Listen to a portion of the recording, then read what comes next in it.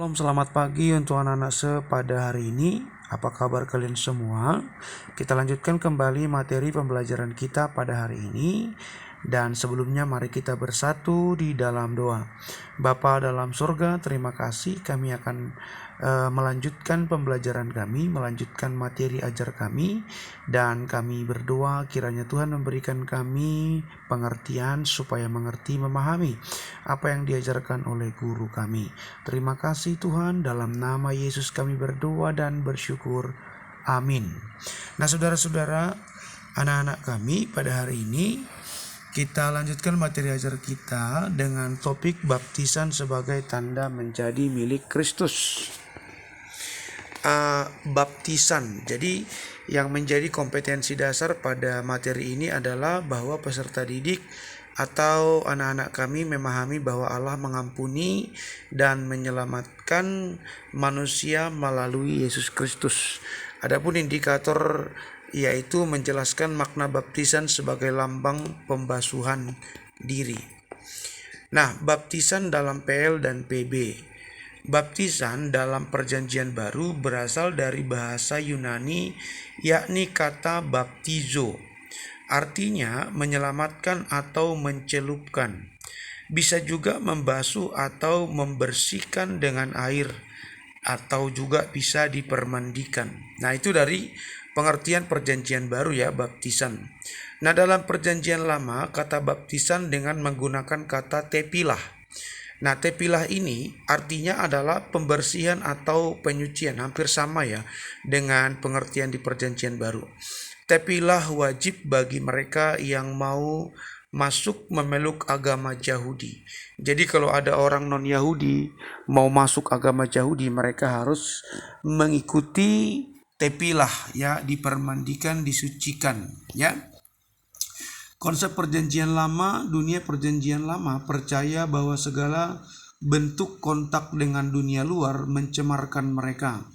Mereka belum boleh makan dan minum sebelum mereka terlebih dahulu membersihkan diri ya. Mereka memiliki sebuah kolam pembasuhan yang disebut mikbah. Orang Yahudi wajib membersihkan diri di kolam mikbah. Air kolam diisi dengan air yang mengalir dan orang Yahudi berendam, menenggelamkan diri ya. Seluruh tubuhnya itu harus terendam air di kolam itu sebagai lambang penyucian diri dan membersihkan diri. Nah, dalam dunia Perjanjian Baru, baptisan membasuh tubuh dan jiwa kita dari gaya dan cara hidup lama ke gaya dan cara hidup yang baru, yaitu hidup menurut ajaran Kristus. Dengan demikian, dalam hidup baru, kita dibebaskan dari perhambaan dosa kita menjadi hamba Allah dalam Yesus Kristus. Baptisan materai milik Allah. Baptisan memeteraikan seseorang menjadi milik Kristus. Kita mati bersama Kristus dan bangkit bersama Dia melalui baptisan. Nah, kehidupan lama yang penuh dosa kita kuburkan dan kita bangkit dalam hidup yang baru. Jadi pertobatan adalah juga jalan untuk mengambil sikap ikut dalam baptisan, karena baptisan itu memeteraikan seseorang menjadi milik Kristus. Kalau sebelumnya orang berdosa milik kuasa kegelapan, maka setelah dia dibaptiskan, dia bertobat, dia menjadi milik Kristus. Dan kita mesti bersama Kristus dan bangkit bersama dengan Kristus melalui baptisan. Nah, ada baptisan Yohanes. Baptisan Yohanes ini adalah adat pembasuhan dalam Perjanjian Lama, lebih mempunyai arti sebagai penyucian diri. Ya, sedangkan baptisan Yohanes bersifat eskatologis atau bersifat keakanan ya. Baptisan anak-anak.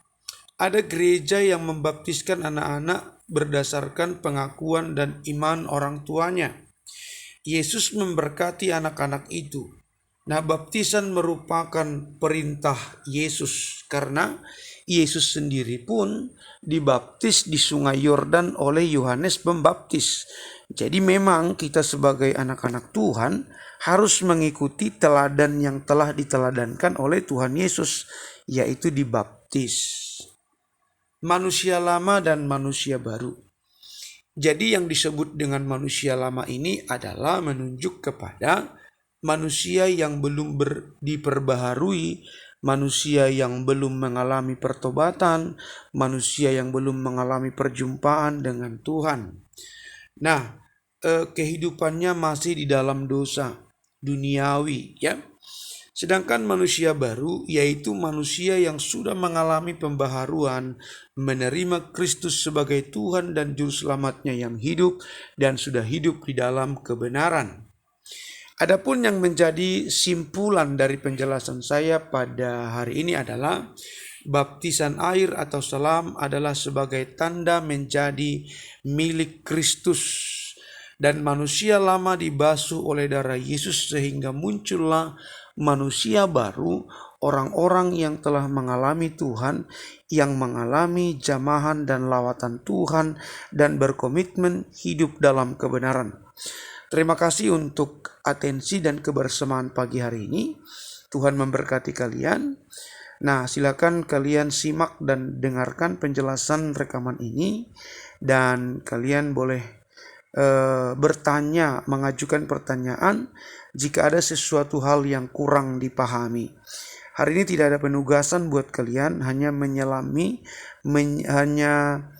mendengarkan, menyimak penjelasan ini, dan kalian tugasnya adalah membuat ataupun menimbulkan atau membuatlah ya pertanyaan dari materi kita ini, minimal 2 pertanyaan kepada saya. Silakan dijapri 2 pertanyaan setiap anak.